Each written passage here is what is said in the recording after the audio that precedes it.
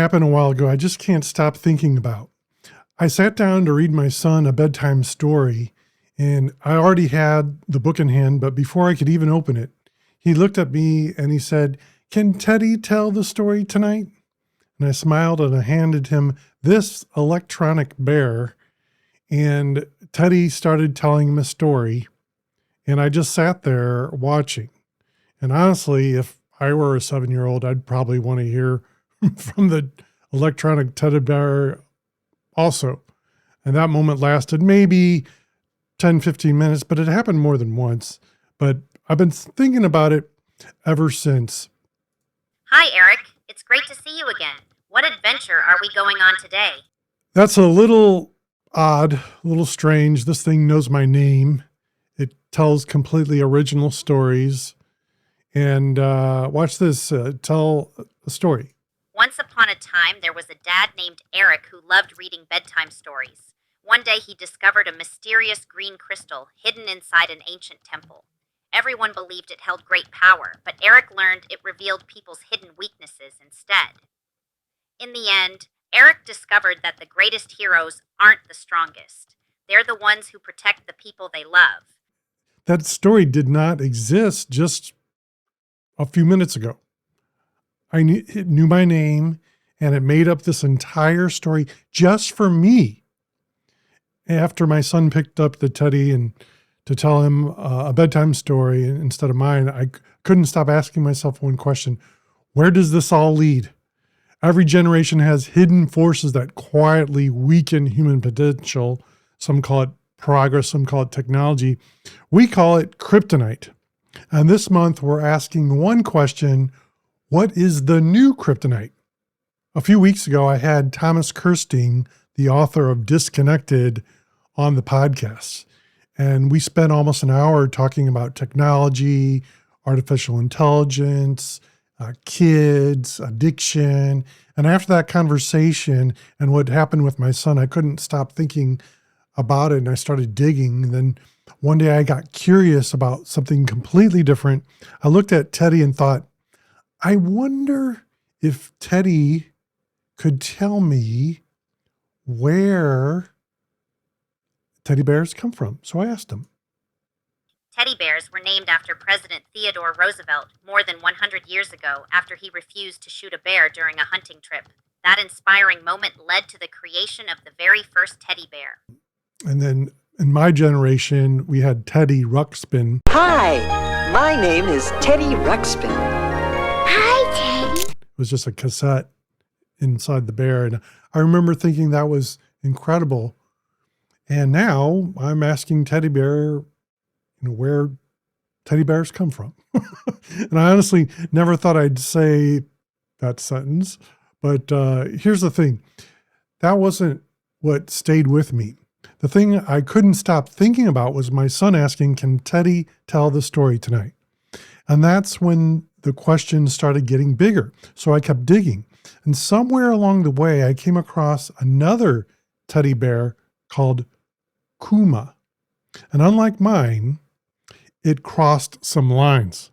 Researchers found it could discuss inappropriate sexual topics and even give unsafe advice, like playing with knives. Eventually, it was removed from the market.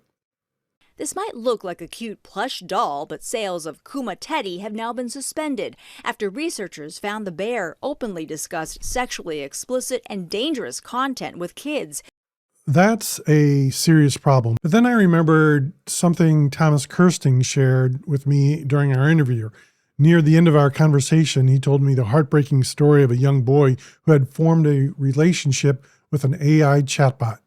The story ended in tragedy, and that one really stuck with me.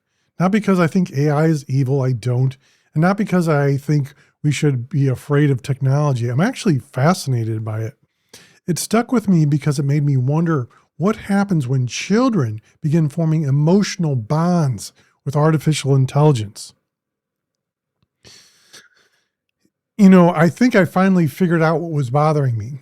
It wasn't the teddy bear. It wasn't even the technology. It was realizing a bedtime story was never really about the story.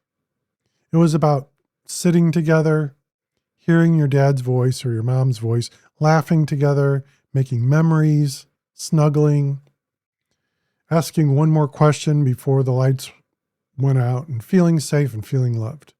Those are the things children carry with them, not because the story was extraordinary, but because of who they shared it with. Maybe I've been asking the wrong question. Maybe the question isn't, should kids have AI? Maybe the better question is, what parts of childhood should never be outsourced? Maybe the real kryptonite is an artificial intelligence. That's too easy. Maybe the real kryptonite is slowly forgetting what only another human being can give a child. I don't have all the answers. And honestly, I'm still trying to figure this out myself. But I do know this. The next time one of my boys asks me to read a bedtime story, I'm going to read the story. I'm going to stay 5 more minutes. I'm going to ask one more question. I'm going to put the phone down. I'm just going to be there because one day they won't ask anymore. I hope they remember the stories. But even more than that, I hope they remember who was sitting beside them.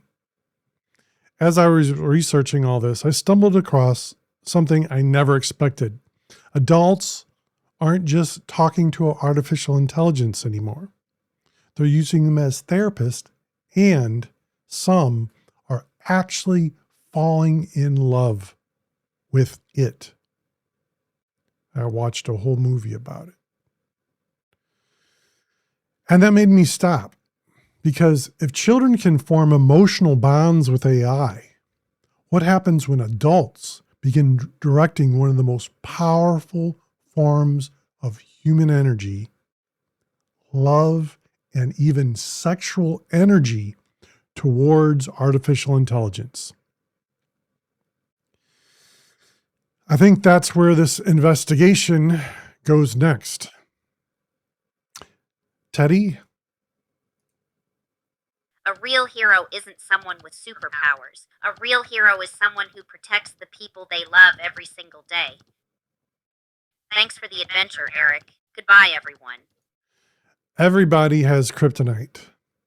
Bring it to light and reclaim your might.